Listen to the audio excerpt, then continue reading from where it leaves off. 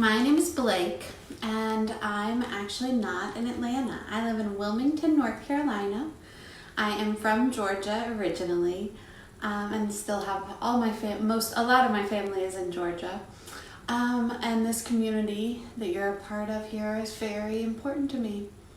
And I was thinking that I might share with you a little activity before we read a story.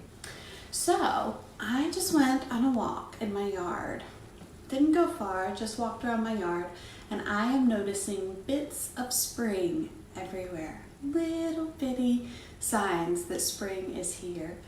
And I think right now we all need those signs of spring, right?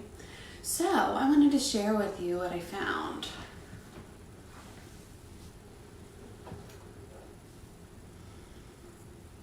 Okay, I'll make sure you can see those.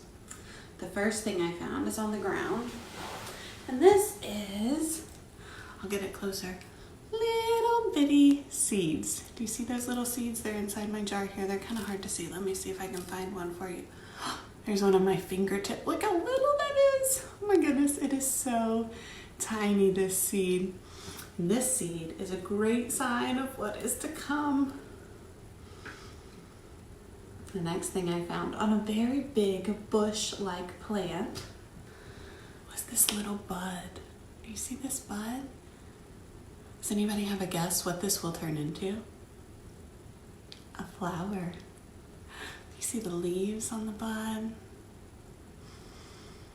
It's a beautiful color, isn't it? So what happens after the seed and then the bud?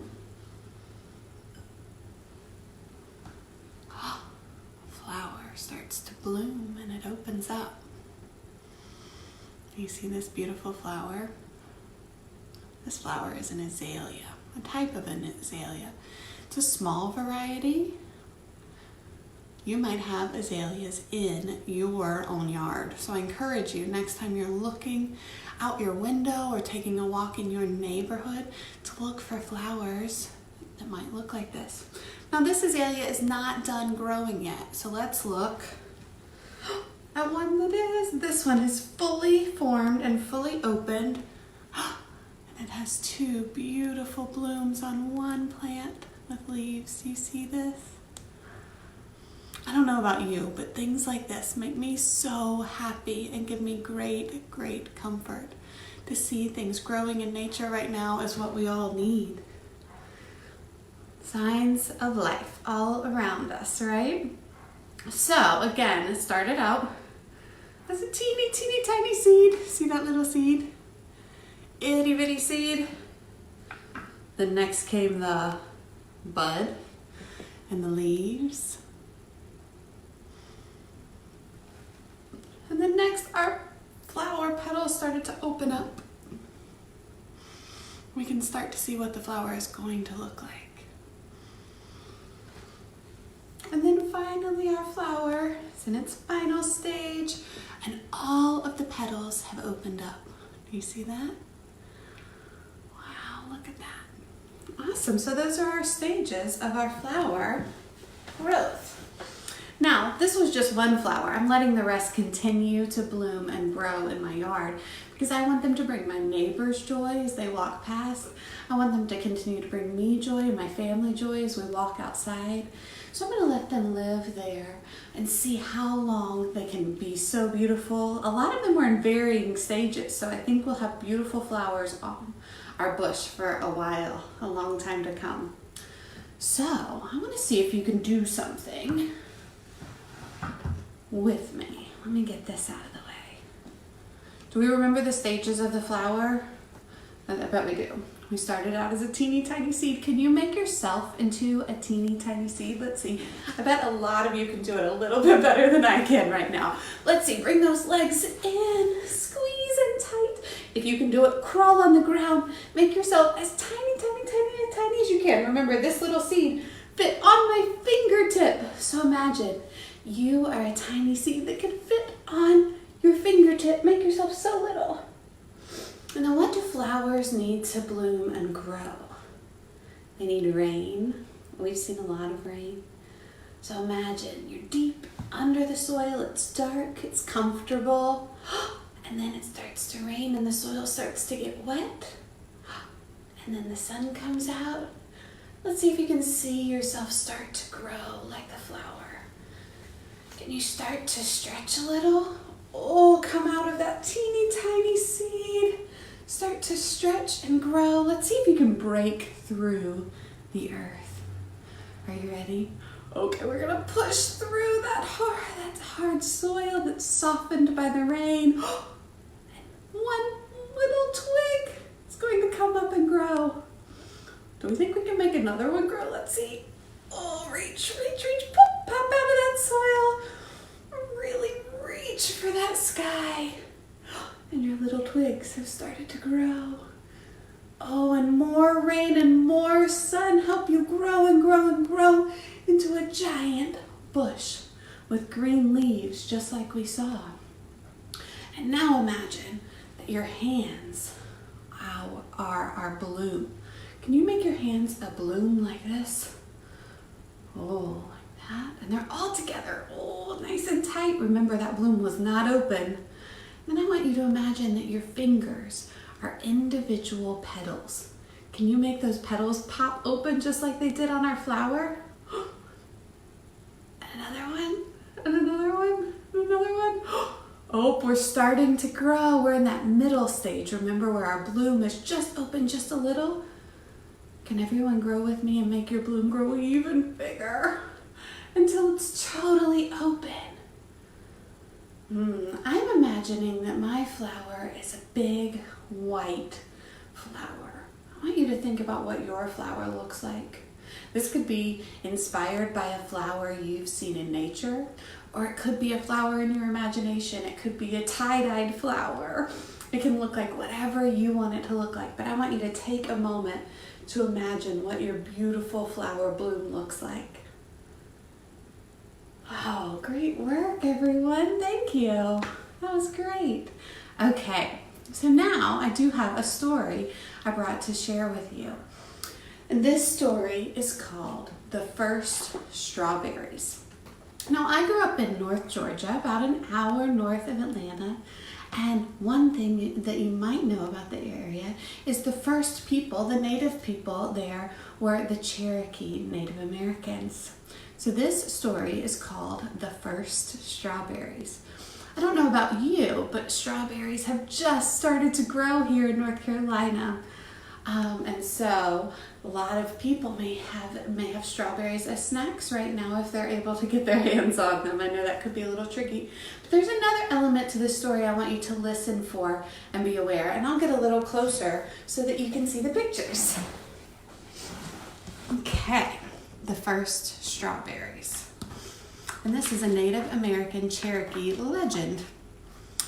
Long ago, when the world was new, the Creator made a man and a woman. The two of them were made at the same time, so neither would be lonesome. They married, and for a long time they lived together and were happy.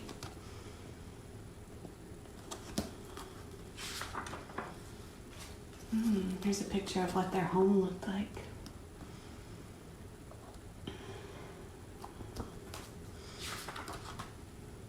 Then one afternoon, the man came home from hunting and found the woman had not yet begun to prepare their meal. Instead, she was out picking flowers. There she is picking flowers.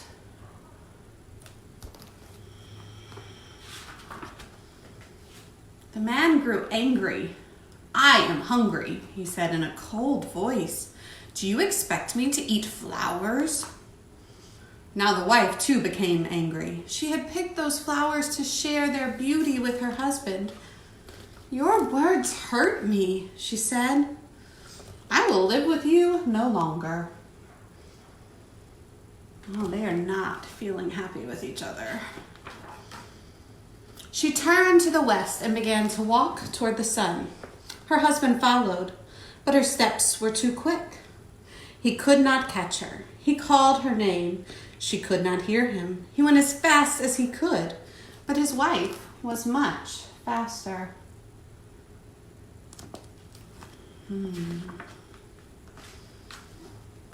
There they are walking.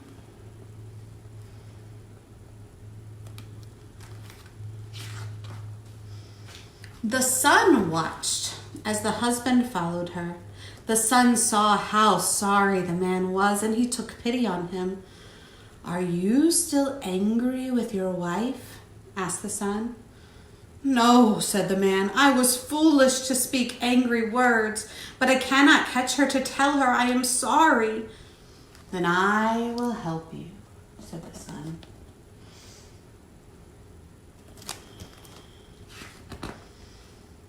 The sun shone its light down on earth in front of the woman.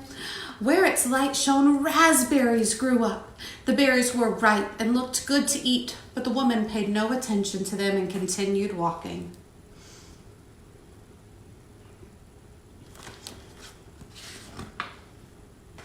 The sun tried again. It shone down and blueberries grew. They glistened brightly in the sunlight, but the woman paid no attention to them. She only walked toward the west, leaving her husband further and further behind. Now the sun tried a third time, and where its beams touched the earth, blackberries grew up. They were dark and plump, but the woman's anger was too great, and she did not see them.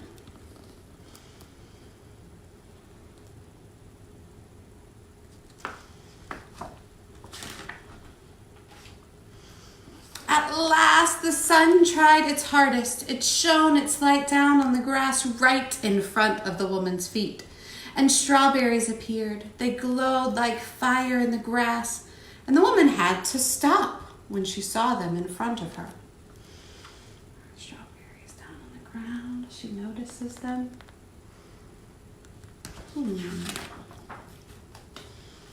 She knelt down and plucked one and bit into it. She had never tasted anything like it before. Its sweetness reminded her of how happy she and her husband had been together before they quarreled. "I must gather some of this fruit for my husband to share," she said, and began to pick the berries.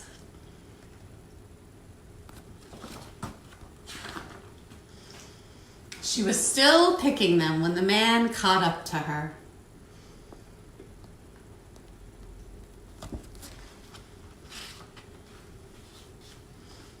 "Forgive me for my hard words," he said to her, and she answered him by sharing the sweetness of the strawberries. So that is how strawberries came into this world.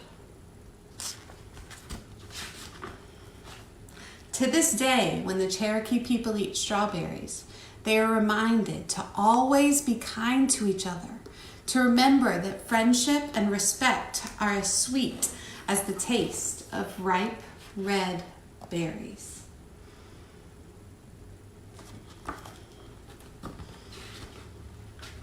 There's some beautiful ripe red berries. So one thing that struck me about this book is we're all stuck at home a lot with our families, and sometimes we can get frustrated, and sometimes we can use harsh or angry words to speak to our families and the people we love. But that doesn't mean we don't love them. It just means that we're feeling angry and we don't know what else to say. So I would encourage you, just like this family in our book, even if you've said those harsh, angry words, you take a minute and you think, is that what I really meant? Is that what I was trying to say? And think if you can use different words or a different voice to talk to your family. And remember the strawberries, the sweetness of the strawberries. And remember how much you really love those people, even when you feel angry with them. Because it's only natural to feel angry with people you love. So, in this time of togetherness, when we're all stuck together, I encourage you to really remember this legend. And also, if you have any strawberries, go ahead and taste them. They're quite delicious. Thank you all for joining me, and I hope your Monday has been, that you've had some nice moments in this Monday. And I hope that you're able to find the nice moments every day. I know, sometimes they're a little tricky, but try to notice them. Okay, have a good day. Bye.